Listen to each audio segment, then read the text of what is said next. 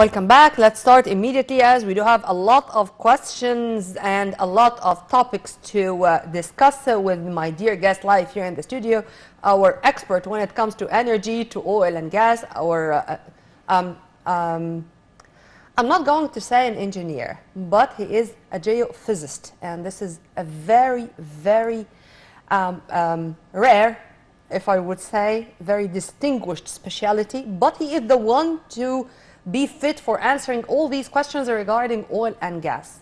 Mr. Salah Hafiz, former Vice Chairperson of the Egyptian General Petroleum Corporation, thank you very much for being with us, Thank you. And I'm really honored to have you tonight. And let's start as we promised, or we agreed before being on air, that I'm going to ask only this very general question, because you do have the story from A to Z. Egypt was a net exporter, then a net importer, now self-sufficient, and we are trying to export again, and not only to export but to turn into being a hub for oil and gas, trade for oil and gas, and to benefit from all the lessons we learned the hard way in the past period. Would you please elaborate? Okay, let's start from the beginning. The gas was the government used to own the gas if discovered while looking for oil. Mm-hmm. And this was not attractive for the investors, because we have to get outside the investors because the risk of exploration is very high. Yeah. So they take the risk, and then once they find commercial discovery, then we develop it together. Mm-hmm. So the gas was the property of the government, so they stopped going to the gas-prone areas. Mm-hmm. So we had to introduce a gas clause whereby we can treat oil like gas in the production sharing agreement. We succeeded in 1988. Then there was attraction for companies and investors to go to the gas-prone areas. Mm. Then the gas, at that time, the reserves was something like 5 trillion. Now it's close to 100 trillion. So it started from then. At least. Yeah. Yeah. Then we had to put price for the oil. Mm-hmm. The problem for the gas. The problem with gas is there is no stock market for to indicate the price of gas, not like oil, mm-hmm. like the Brent and West Texas Intermediate, mm-hmm. and the rest of it. And also logistically, it's not easy to store, not easy to move, mm-hmm. not easy to export. So we had this is the problem. And this is the main problem now of what's happening around us now. Mm-hmm. So we priced the gas based on fuel oil. Mm-hmm. This was okay for some time. Then we went to the oil, Gulf of Suez mix. Mm-hmm. It was not very attractive. Then by doing that, then went to the Brent, mm-hmm. and then put floor and ceiling. Mm-hmm. This was a growth in finding gas. Then all of a sudden, it stopped because of the ceiling, and the price of oil went, the ceiling was at 20 for the Brent, mm-hmm. $20, went to 150. Mm. This is the problem where we had to go back as importer of gas. Mm-hmm. So the gas grew in quantities and reserves and production until we were able to export it. Mm-hmm. So we built liquefaction plants, mm-hmm. and some pipeline, mm-hmm. LNG, mm-hmm. and some pipelines to take it outside the borders, mm-hmm. To Israel for one, and Jordan and other areas. Then all of a sudden the price of gas went up. The ceiling was an impediment for attracting investment. Then it stopped growing. Mm-hmm. And this is where we had to go back. To stop. Yep. We then introduced a very interesting way of marketing the gas, mm-hmm. of pricing the gas rather. This is based on the internal rate of return, mm-hmm. IRR. Mm-hmm. Okay, look for oil, look for gas. If you find commercial gas, the commerciality will be based on the price of gas. Mm-hmm. So we'll give you a formula to give you a fair price, still lower than the price outside, hopefully. But it's going to be a win-win situation in a way. Exactly. Yeah. And then discoveries were being made again, yeah. until we find Zohr. This was my common question regarding Zohr as a turning point in this field at large. I mean, Where was that before? It was always there for millions of years. Yeah. But us geophysicists or explorationists, we saw it, but it was not even Shell. They saw a feature in the seismic lines, you know, a tool that we use to look for oil and gas. But we could not interpret because it looked like something that was never found in the area before. So it was ignored or overlooked for a while until Eni came, and they were not committed to The drilling. Italian giant Eni, of course. Yes. It's the Eni is the largest Italian company and one of the largest in the world.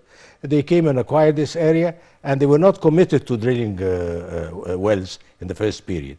And they happened to have a slot for a sister company with a rig. They asked him to come to have a shot in the dark, we used to call it. And then they hit Zohr. Yep. So it was not by mere luck. I mean, there were speculation and assumptions, and then they decided to drill it, and it turned out to be a huge reef-filled body in the area, and the reef is a very good Containing such reservoir amounts of gas, containing full of gas. This, I was going to ask about Zohr in specific, because why there is no more 10 Zohrs in Egypt? I mean, should we learn from this hard lesson? I mean, of course there are many others. How not to wait again and again for years and years to discover another Zohr? Well, you start an area with very little data and technology, the available technology. With time, the grid becomes smaller. The knowledge, the information become more abundant. The technology develops. So you can find the very big ones like this, and then smaller ones, you know, you take time and generations to, No, sir, because it's really amazing to find all the time the political leadership. President Abdel Fattah al-Sisi is keen all the time to receive the CEOs of many high-ranking giant companies in the field of exploration, in the field of energy, of oil and gas, like Eni, like BP. I mean, I'm not going to mention all names. And now it's a win-win situation for all, whether for the state or for those companies. Who has faulted that we are not marketing that much for investors to come and to invest in this field in specific in Egypt, because it's going to be a win-win situation, and the whole world is now looking for energy, for new sources. It's not very accurate, this statement. Well, the investors, they come, I mean, they're very large companies. Their revenues are bigger than the revenue of Egypt. Some countries, yes. Of Egypt included. Shell, the revenue is higher than Egypt, for instance, you know. So they're very big company, public companies, so they have to make money. So they come taking a certain risk, like Shell came and invested almost $750 million in the area where Zohr was, and no discoveries were made.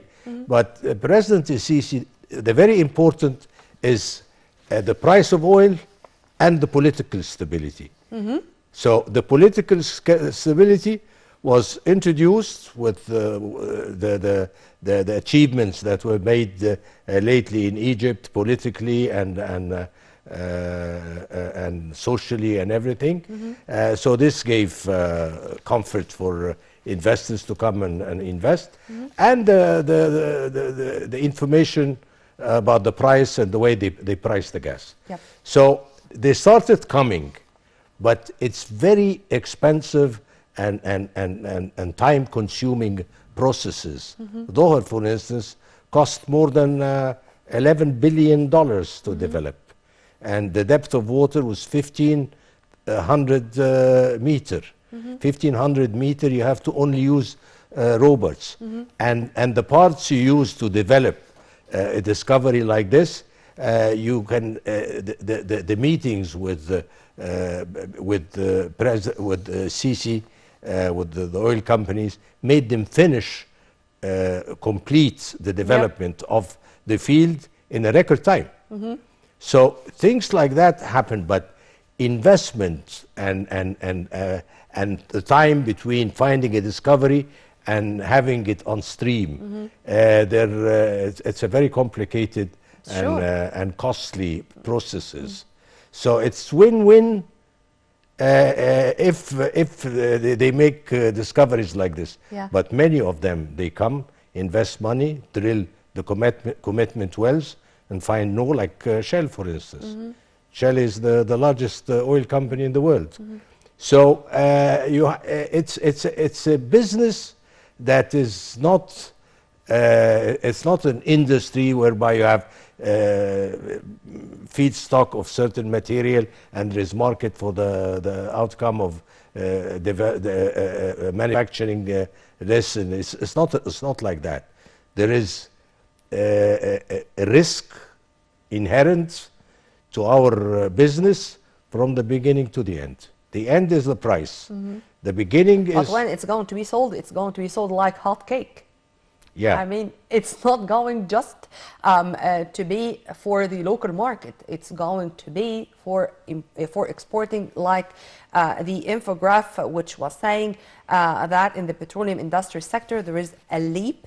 The petroleum sector's exports amount to $213 billion during 2021. But as I said, the price is very important. Yeah. And the cost of the process dictates the price. So now the largest market in the area is Europe. Yeah.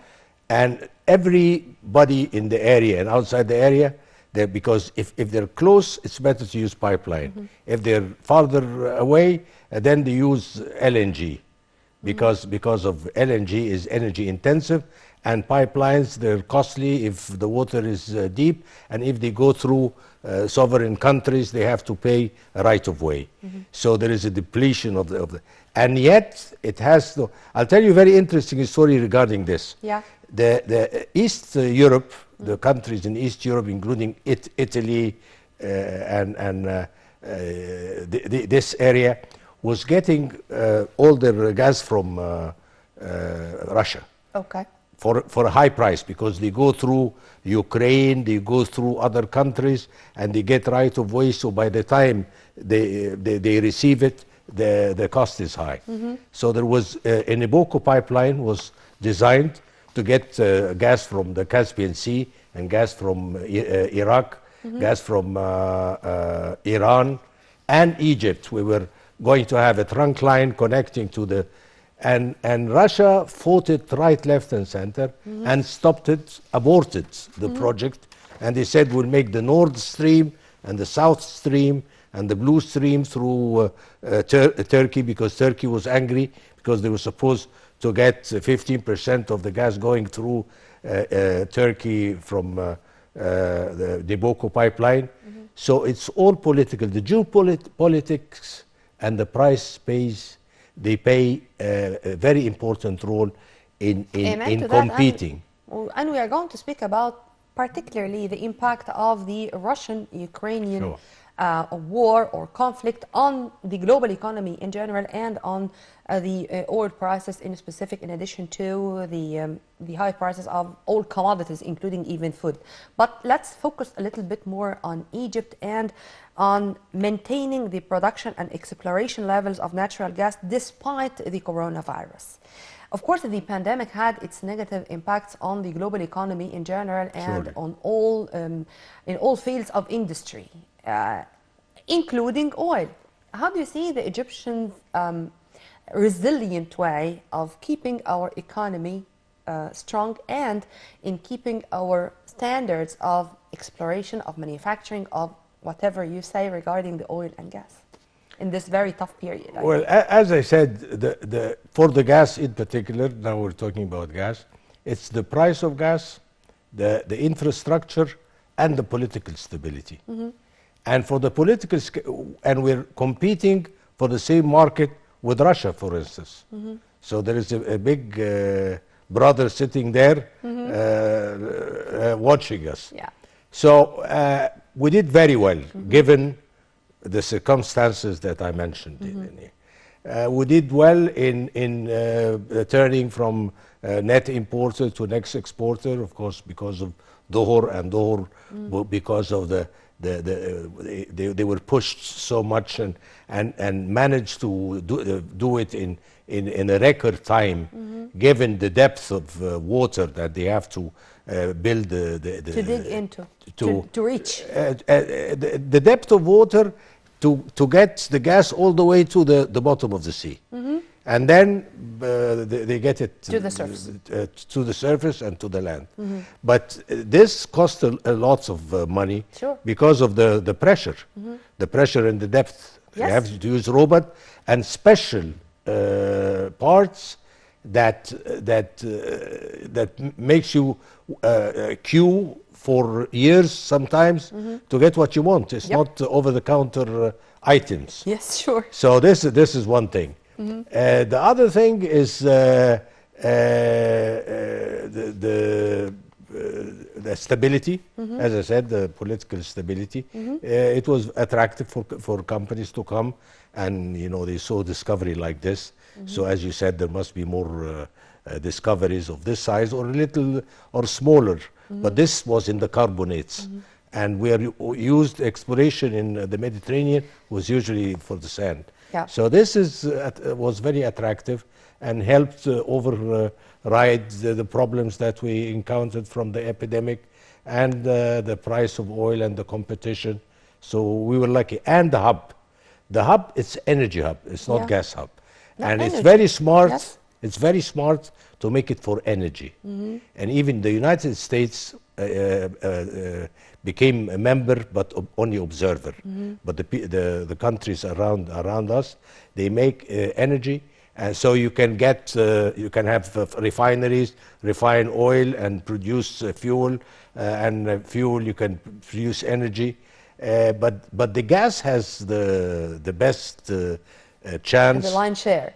The line share, Yeah. because many countries around the world, they decided to change from coal and fuel oil, the heavy fuel to gas as a transitional time to eventually go for renewables because of the climate change. Yes. So the climate change had very important impetus in the formula, because a lot of countries, the only fossil fuel which is increasing in demand among the coal and oil and the gas is the gas. Yeah. Changing because of supply and demand. So we were lucky and to have the political stability. We were lucky to have introduced a pricing system, very versatile pricing system that can, because we get part of our gas for free.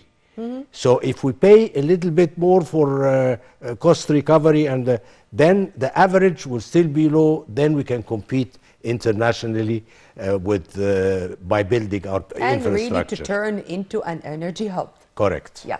But, sir, before going into this Russian-Ukrainian crisis and its really negative impacts on the global economy, I'd like to ask a final question regarding Egypt. Here, we are talking to the layman in the street.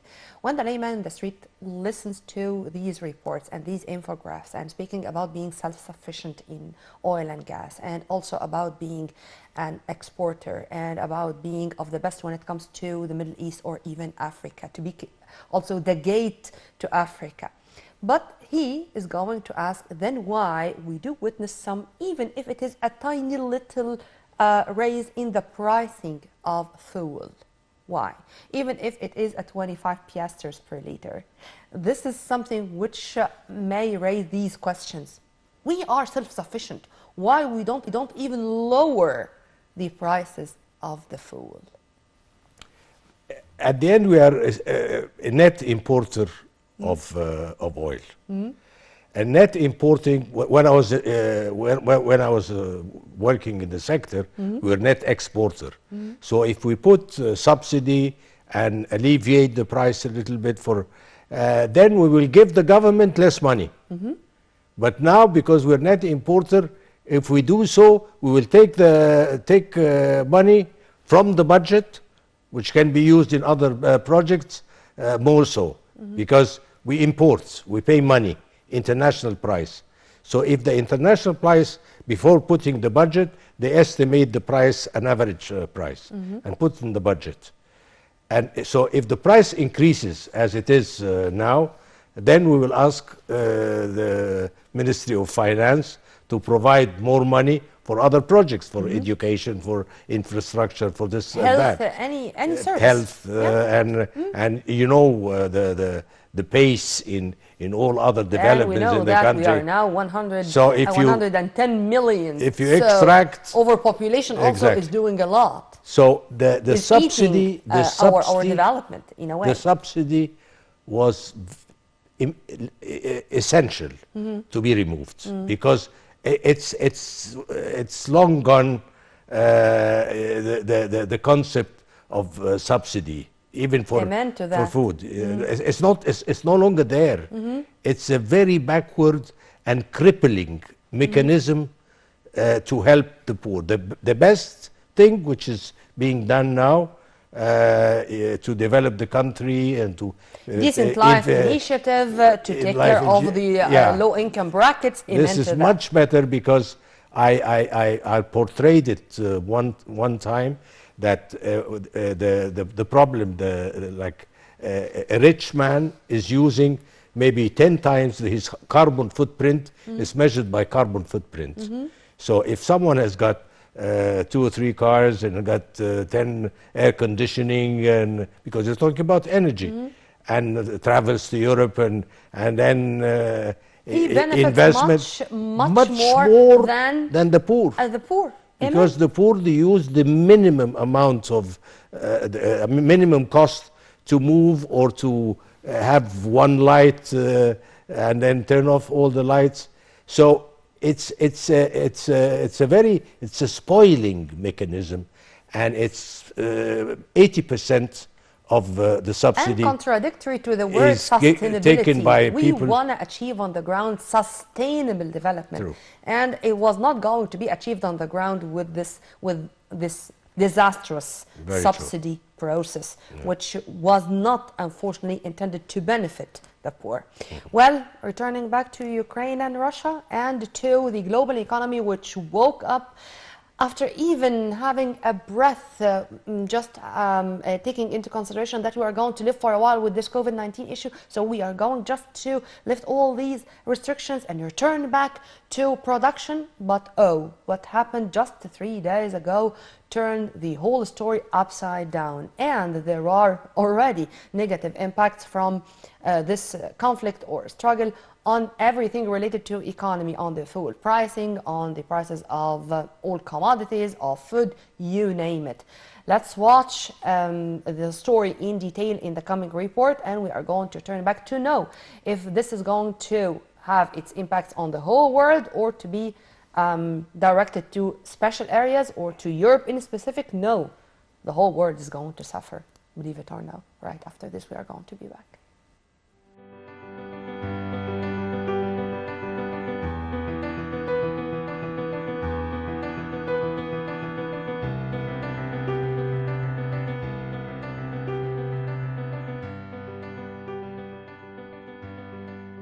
At a time when the world is still suffering economically from the effects of the corona pandemic, the world woke up to Russia's invasion of Ukraine, as Russian President Vladimir Putin announced the start of a military operation in the Donbas region in eastern Ukraine, whose independence Russia recognized 2 days ago and concluded with its leaders a charity agreement.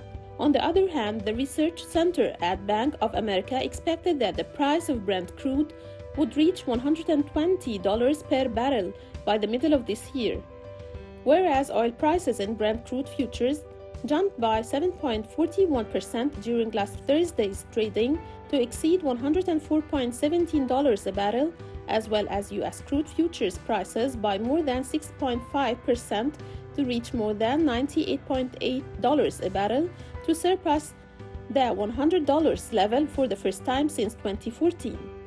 Russia is one of the most prominent oil-producing countries, and it is part of the OPEC Plus coalition that includes members of the Organization of Petroleum Exporting Countries, OPEC, and parties from outside it. Analysts warned that in the event of a partial disruption of Russian oil supplies, other major producing countries will only be able to compensate for this to a limited extent. JP Morgan expects oil prices to rise to $125 a barrel, with supply shortages due to the war between Russia and Ukraine. In the midst of the crisis, the Russian attack on Ukraine caused a rise in grain prices globally, and the rise touched wheat-producing countries, which raises fears of significant repercussions on important countries, especially Arab countries, some of which depend on Russian and Ukrainian wheat. US wheat and corn futures rose to the highest trading level, while soybean prices hit their highest level since 2012, raising fears of a global supply impact. Grain prices also recorded record levels in European trading sessions, as the price of wheat reached €344 per ton. The start of the Russian military operation on the Ukrainian territory was quickly reflected in several commodities such as aluminium and gold, as well as international stock exchanges. The price of aluminium reached a record level today, which is $3,382.50 per ton, exceeding the previous record level, set in July, during the global financial crisis. Gold achieved its highest value since January 2021, while the Japanese yen strengthened its position against the dollar, and the Swiss franc reached its highest value in 5 years against the euro. In the currency market, the US dollar gained 9% against the Russian ruble, which recently suffered from the effects of tension up to the announcement by Washington and many Western countries to impose economic sanctions on Moscow against the backdrop of the Ukrainian crisis. The Russian central bank was quick to announce its intervention in the financial market in order to ensure the stability of the local currency. The crisis reflected negatively on stock markets in Russia, Europe, and the world, in a move that the Kremlin considered expected.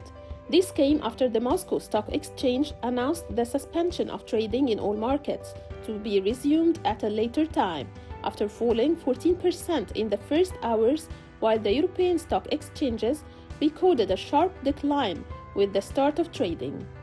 The New York Stock Exchange opened with a significant decline last Thursday, with the Dow Jones down by 2.30%, the Nasdaq by 2.74%, and the S&P 500 by 2.32%. While the London Stock Exchange was down by 2.5%, Frankfurt by 3.7%, and Paris by 3.1%, noting that the German and French stock exchanges recorded a decline of more than 4% at the start of trading. The decline was not limited to the stock exchanges of Russia and Europe, as the stock markets in Hong Kong, Sydney, Australia, and Singapore fell by at least 3%, while Seoul, Mumbai, Taipei, and Manila fell by more than 2%. As a result, the world markets were very confused after the sudden Russian announcement of launching a military operation on Ukraine, and price shocks in various commodities and currencies followed, whether with a sharp rise or an alarming decline.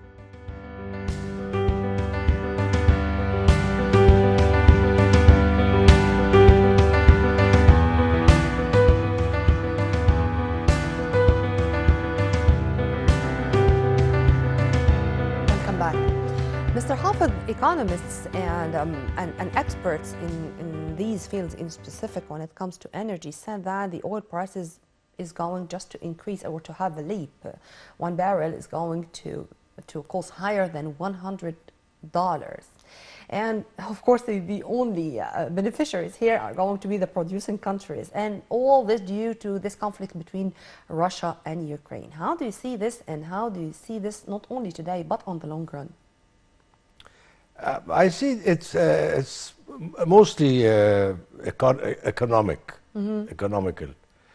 Well, as I said, the European market is the largest market outside the United States.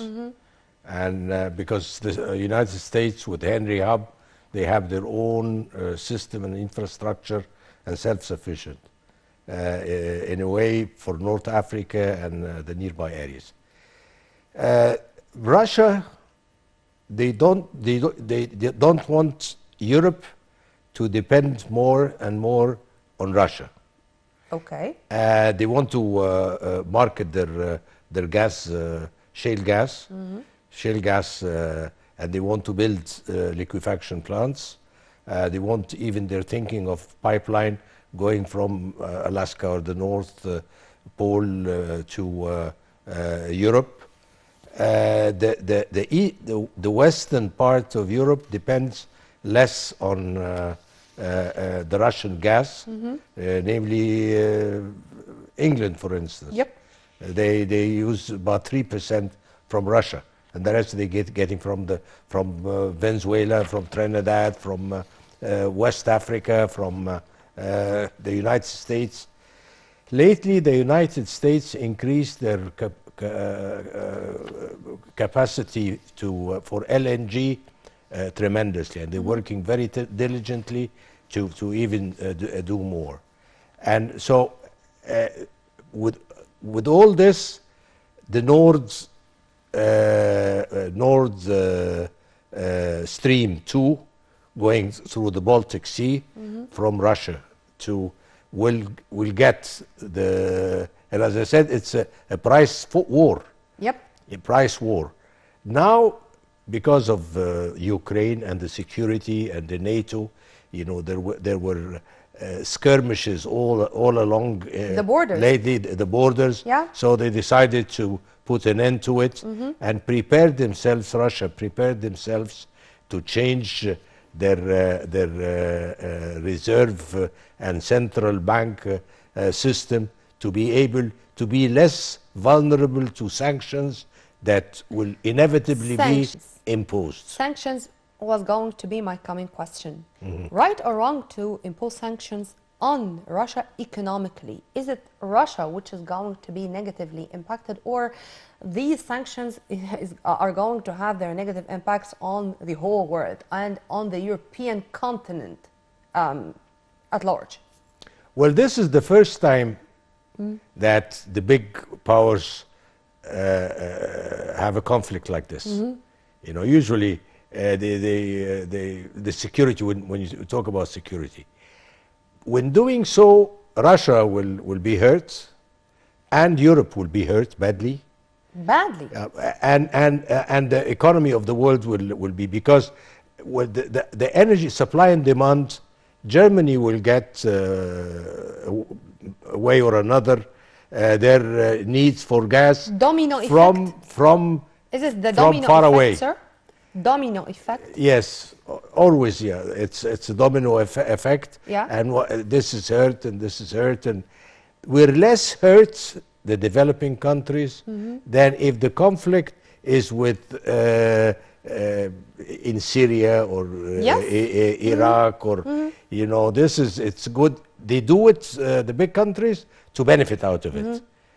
But this time, they're tasting all hurt. the same issue. And they are I tasting think the bitter taste. I believe that they are on the verge of developing two parallel systems. It's being done in a way, China. But now China will unite more with Russia. Sure. And this will be the dollar now is at the peak. And the Americans, they are putting interests, they're increasing the interest, because dollar is a commodity. If they increase the interest, all the dollars will go back to the United States.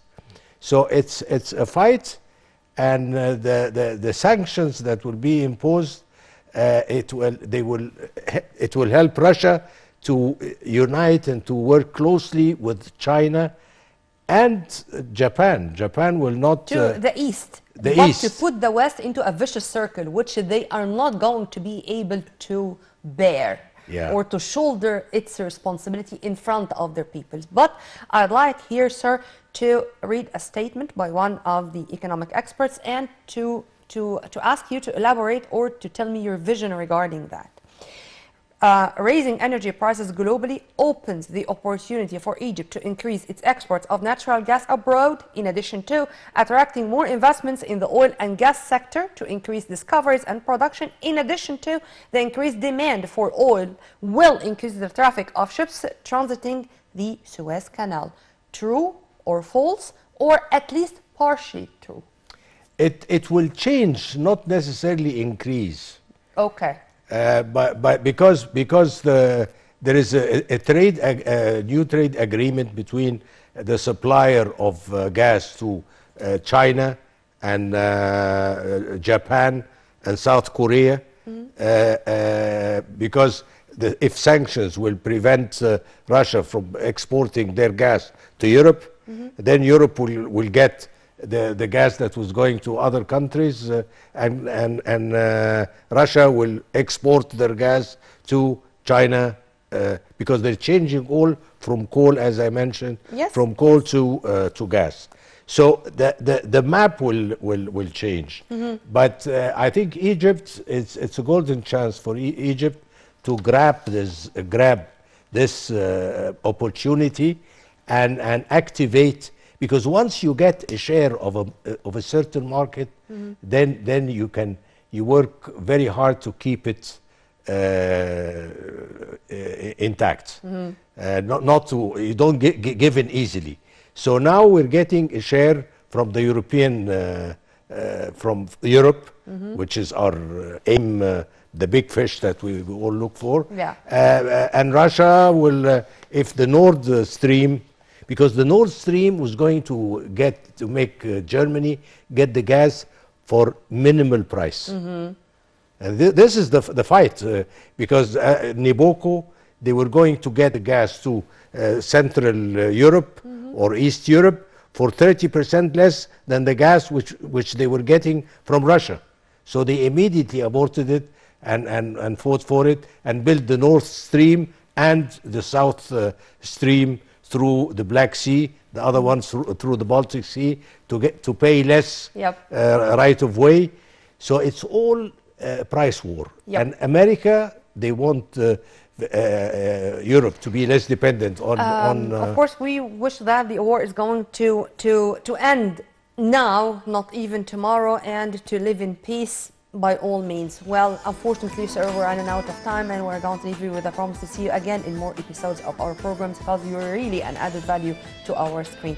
Mr. Salah Hafez, former Vice Chairperson of the Egyptian General Petroleum Corporation, thank you very much for your input, sir, and have a very good Thank night. you. And by this, we come to the end of this episode of Money Means Business. On behalf of my dear colleague Nermeen Nazim and Kamel Ali, myself Nermeen Abdurrahman, many thanks for watching. Stay tuned only on our channel.